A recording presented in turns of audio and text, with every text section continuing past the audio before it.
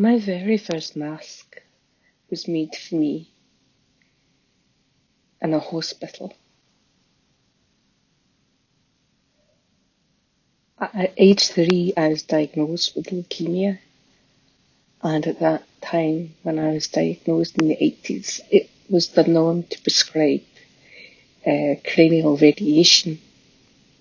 And for that, I needed to have my head immobilised, which is why this mask was made. And I still remember laying there under bed in the coldest part of the hospital, because it was in the basement where they have all the radiation machines, and the walls are lined with lead and 10 feet thick. And as I lay there, I'm having this man just go and put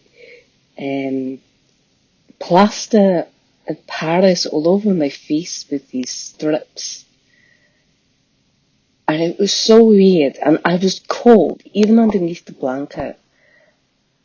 But I was still cold, and I was shivering, and my face was cold, and it was almost like it was trying to contract underneath the mask. I wanted to get as far away from it as possible. But little did I know that that mask would become a key part of my therapy and my treatments moving forward, and ultimately played a part in saving my life.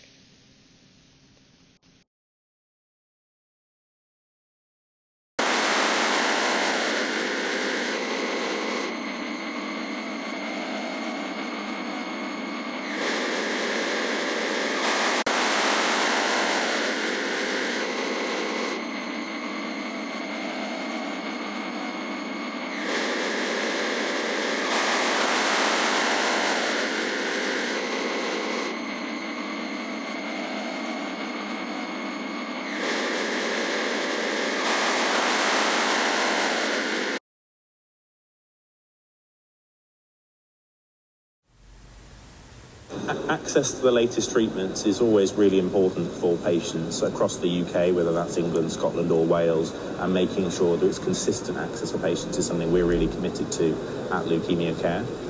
It's a really exciting time in haematology, but specifically in AML at the moment, with the treatments coming through after no change really for decades. An interesting approval recently from the Scottish Medicines Consortium in terms of liposomal cytarabine and daunorubicin, one of the first options to show a benefit for patients in a specific subset with therapy-related AML or with MRC-related changes. Really important for these patients that they can have access, and it's great to see the SMC approving this for these patients. One of the things that is very rarely explained to you as someone who's survived experimental cancer treatment and research is that, sure, there are benefits to these drugs and medications, and yes, they do help to extend people's lives, but that's not without consequences. And I've had issues over the years since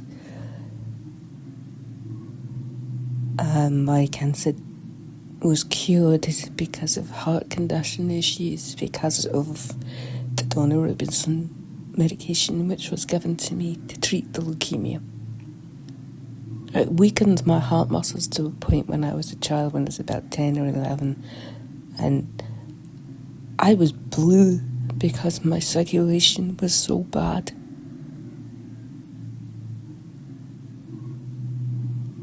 And then I got bullied for that. And people would call me a smurf, and there was absolutely nothing that I could do.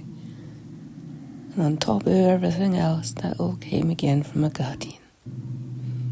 Someone who was supposed to protect and instead chose to be a bully.